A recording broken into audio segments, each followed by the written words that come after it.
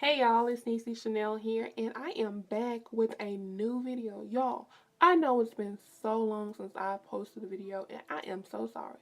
But if you enjoy this video, please press the thumbs up button, like, and if you haven't subscribed, girl, what is you doing? Subscribe to my channel. Enjoy, y'all. Welcome back to my channel. Oh, girl, don't be trying to show them people my goodies. Anyway, hey y'all, welcome back to my channel. I am so excited to be finally putting out a new video, y'all. It's been way too long. So today we're just gonna talk a little bit. I usually don't like to talk about this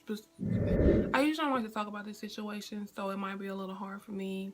Y'all, just if you have something negative to say about the video, please just keep it to yourself, because me actually talking about this is already a big deal, and I don't need any of the negative comments, or if you don't agree with me putting my business on this type of platform, I don't want to hear it. Like, it's something that I wanted to do, and I feel like it's necessary, because it's like push to the back when it comes to mental health. So as I just stated, this video will be about my mental health situation, past, present, and my plans for the future, as far as like goals I set for myself and etc.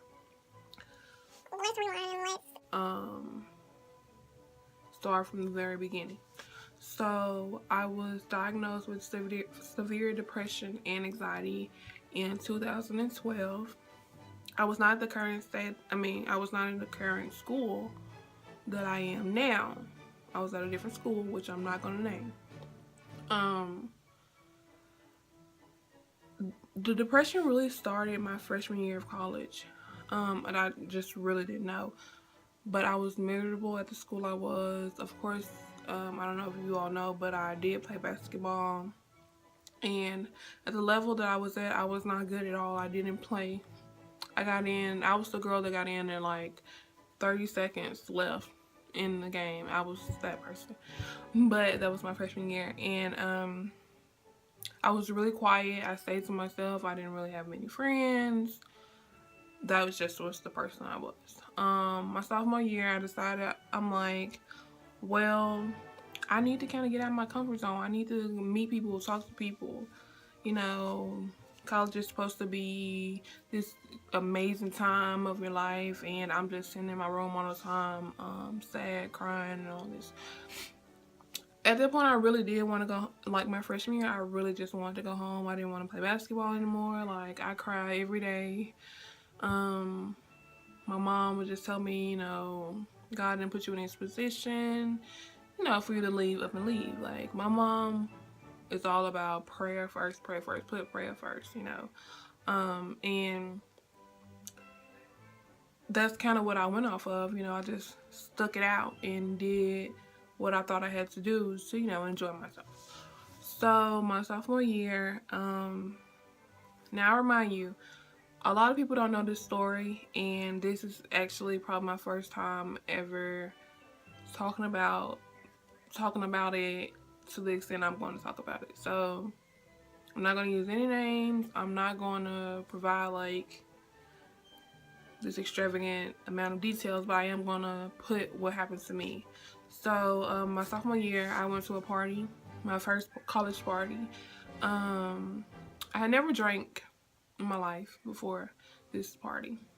I didn't have anything really severe, but I did have a drink, and next thing I knew, I woke up with two guys, you know, trying to take my clothes off. One of them actually had my pants off and was just hitting me all in the face, and just really doing some really terrible things. We just won't keep it at that. And so I escaped that. I actually got up, ran back to my room, and I just cried. Like, I literally cried all night long, like, because I didn't know.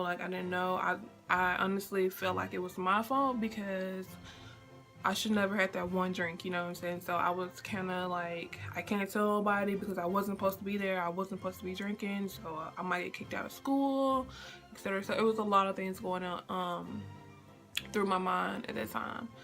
And I really want, like, I've never kept anything from my parents. I've never kept everything from my mom especially, and I really, really wanted to tell her, but I just couldn't.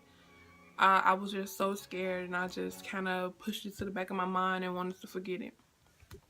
I did see a counselor at the school. However, everything that I had told her, she had went back and told my coach, and she was telling like him all like everything that I was talking about, because at the time after that I was in a really, really bad relationship. As soon as I like after that happened, I was in this terrible relationship, and it was just something that I knew, but like I literally knew better than to be in the relationship that I was in. And it kind of scarred me because like to this day I'm still dealing with a lot of hurt from that relationship. Although I am in a relationship right now, you know, I try not to bring it out in this relationship, but you know, it's kind of hard. We all have our struggles. Anyway, so that's kind of where I got diagnosed with depression and severe anxiety, and that's kind of where my mental health story comes from. It's just like a really, really quick overview of everything. So I've kind of just dealt with it. Like I just dealt with it. I haven't really seen anyone. I just started going back to therapy, and I just started seeking help because, and let me tell you why. I just graduated from college. Well, I walked in December, and I'm graduating at the end of January. I don't feel like, and sometimes I don't feel like, you know, I'm doing enough. And I have a amazing platform going for myself. Like I have jobs already looking for me, and you know, job opportunities, and it's just like I can't enjoy anything. My major is special education, and I want to teach children. How am I going to be able to help somebody when I can't help myself? So I find myself kind of thinking like, you need to get yourself together. Like if you plan on helping someone else, you got to help yourself first. So I'm kind of at the point in my life where I just want to help myself first, and I'm putting myself first a lot now. And it's just kind of one of those things where it's kind of scary because you have to some days you really have to just bag, and you really just have to, you know, say calm down, get yourself together, and get up and do what you gotta do. And I know that's hard for me because usually when I'm going through the moods that I'm going through, all I want to do is sleep, be in my room, and that's kind of why I haven't posted any videos.